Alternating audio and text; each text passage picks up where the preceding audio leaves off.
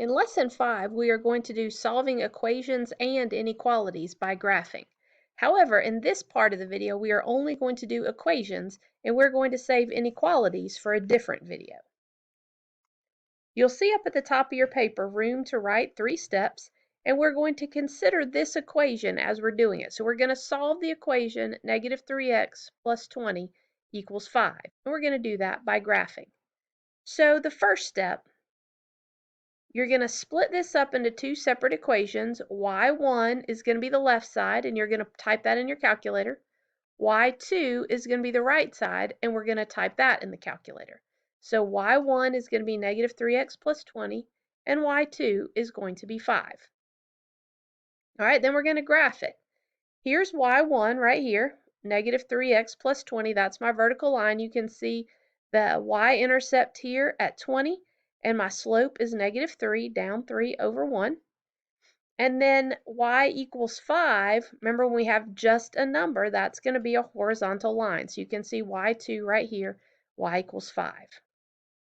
Now, to find the answer to this, we are going to do the point of intersection, and the answer is only the x value. So look at our original equation. Do you see that in our original equation we have only an x? We do not have an x and a y. So when we solve this, we want to have only an x in the answer. So the point of intersection is here.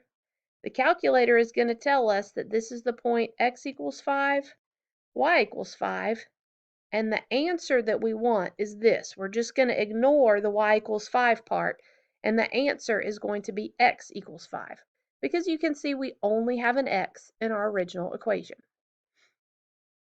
Okay, let's do number 2. So for this one, we're going to solve 6x plus 10 equals negative 20.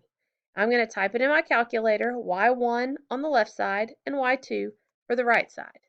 So I've already got that typed in here. Y1 is 6x plus 10, and y2 is negative 20. All right, step 2 is to graph that. So I'll hit graph, and I'm looking for the x value of the intersection. Well, this is a problem. It stopped thinking, right? The little yellow circle is gone, but I only see y1. I don't see y2. Okay, so think about that for just a second. Y2, y equals negative 20. Remember, the window only goes down to negative 10. So let's go change our window so that we can see. I'm going to make it negative 30, just so that we can see it a little bit more easily. All right, so there's y1, and there's y2, and now we can see the point of intersection over here. So if you remember, to find the point of intersection, I'm going to hit second trace to get to that calculate screen, and I'm going to go down to number 5, which is intersect. Okay, now it's going to ask me some questions. So the blue one, is the blue one y1? Yes, it is. Hit enter to tell it yes. Okay, now it's going to ask me for the second curve. Is the red one the second curve? Yes, it is. So hit enter to tell it yes. And now it's going to ask me to guess. So I'm going to scoot over there as close to the intersection point as I can and hit enter. Okay, so now my calculator is giving me x equals negative 5 and y equals 20. Which one of those is the answer? Only the x value. So I'm going to write for my answer x equals negative 5. And you can see that if I substitute it in to check that, right, you remember doing that before, we substitute in 6 times negative 5 is negative 30, and negative 30 plus plus 10 is negative 20. So my answer checks out. The only thing I want is the x coordinate of the intersection point. Okay, let's try this one. So this one's a little bit different. I've got a quadratic over here. It's not going to be a line, it's going to be a parabola. And on this side, instead of having a horizontal line, I'm going to have a diagonal line. Let's type that one in our calculators. Okay, I typed that one in the calculator.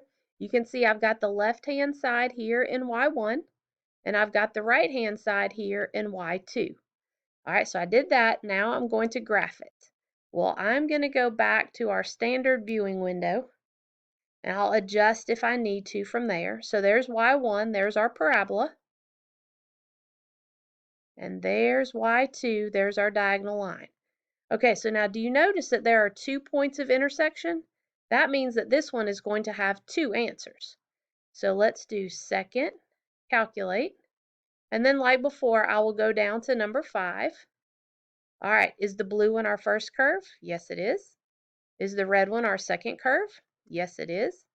So now I'm going to go over to the intersection point. All right, so here is my intersection point. What I'm going to do is I'm going to round the x value to the nearest hundredth. Okay, so we've been practicing that. The hundredth is the second number after the decimal. So I've got a 7. 7 makes the 9 go up to a 10, which is going to make that 6 go up to a 7.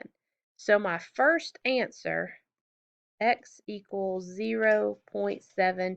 You can just type 0.7, you can hit 0.70. All of those mean the same thing. Okay, but that was only one point of intersection. We need to find the other one. So second, calculate. And then just like before, I'm going to go down to number 5. All right, is the blue one the first curve? It still is. I'll hit enter to say yes. Is the red one the second curve? Yep, it still is. I'll hit enter again. But now this time I want to move my cursor over here to the other intersection point and hit enter. Okay, so rounding to the nearest hundredth, the 2 is going to tell the 0 to stay the same, 4.3 or 4.30, and we ignore the y value completely. We only need the x value, 4.3. All right, so this one had 2 answers, 2 points of intersection, and I got the x coordinate for both of those. So if I wanted to check, I could substitute in 0.7 for all of my x's, and I would have to put that,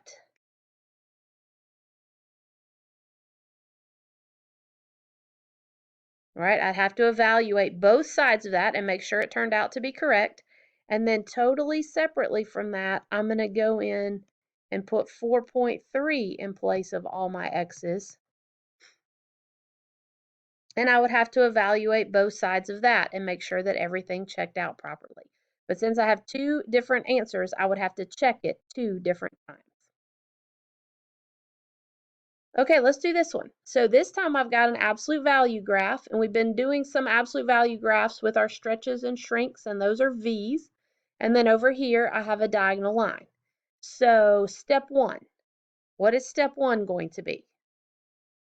All right, step 1 is going to be split it into 2 pieces and type it in my calculator. So let's pick up our calculators and do that. Okay, I went ahead and I typed the second one in there, but I thought some of y'all might need some help remembering where the absolute value is. So to get to that, remember we go to the math screen, and then NUM right there, that's number. So I'm going to move over to the right for NUM, and then that very first thing right there, ABS, is absolute value. So I'll hit enter, and then it goes ahead and puts the bars there for me. So inside the bars, I can type x minus 4. And then I'll come out. There you go. So I've got y1 equal absolute value of x minus 4, that's the left-hand side, and y2 equals 1/2 x plus 1, and that's the right-hand side. And y'all know I like to always put my fractions in parentheses so that I don't have any difficulties with order of operations. Okay, so that was step 1. What's step 2? All right, step 2 is to look at the graph. So I'll hit graph here. There's my V for absolute value, that's y1. And there's my diagonal line. Okay, and the diagonal line is going to cross the absolute value V 2 times. So I'm going to have to do exactly like what I did last time, and I'm going to find 2 points of intersection. All right, so second, calculate. Intersect is number 5. All right, the blue one is the first curve, so I'll hit enter to tell it yes. The red one is the second curve. I'll hit enter again to tell it yes. And then I'll come over here, close to the intersection point, and hit enter. Okay, so you guys can see x equals 2, y equals 2. What should I write for my answer? Remember, I'm only going to write the x coordinate, so x equals 2. But that's not the only answer because they cross again over here. So let's see if we can find that one. Second trace to get to the calculate screen. Go down to number 5, which is intersect. Blue one is still the first curve. Red one is still the second curve. Let's scoot over there. All right, because I have to be close to this other point of intersection over here if I want it to find it for me. All right, now I see x equals 10 and y equals 6. What will I write for the answer? I'm going to write x equals 10. Remember, I only want the x coordinate. So just like before, if I wanted to check this one, I would have to substitute 2 for both the x's, see if the two sides work out to be the same, and then I would have to substitute 10 for both the x's totally separately from that and see if the sides worked out to be the same on that one. Okay, let's try this one. Number 7, solve 5x minus 12 equals 3. Okay, you guys tell me, what is going to be step 1? Right, I'm going to put it in the calculator. Y1 is going to be the left-hand side. Y2 is going to be the right-hand side. Okay, I've got those typed in there for us. 5x minus 12, what's on the left-hand side is y1, and 3, what's on the right-hand side is y2. Okay, before I even graph this one, the top one, 5x minus 12. When I graph that, what would be the y-intercept? Right, it's going to cross the y-axis at negative 12, and what would be the slope? Right, the slope will be 5, so I would count up 5 and to the right 1 from that point. And on y2, I just have 3, just a number with no x. So what am I going to get for y2? I'm going to get a horizontal line through y equals 3. All right, let's look at a graph. So there's my diagonal line, 5x minus 12, and there's my horizontal line of y equals 3. Okay, so that was step 1. That was step 2. I'm ready for step 3. What should I do? I'm going to find the intersection point. So I'll go to second calculate, go to number 5. The blue one is the first curve, tell it yes. The red one is the second curve, tell it yes. And now I'm going to guess. This time I just have one point of intersection, so I just have to do it one time. Okay, so here's the answer, x equals 3 and y equals 3. What am I going to write on my paper for the answer? Correct. I'm only going to put x equals 3 because I only want the x value, right? If I were to solve this, think about how you guys learned to solve equations when you were in algebra, right? You had to add 12 to both sides. 5x equals 15. Divide by 5.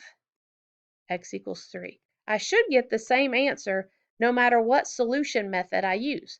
So if it's correct, I should be able to get the same answer both ways.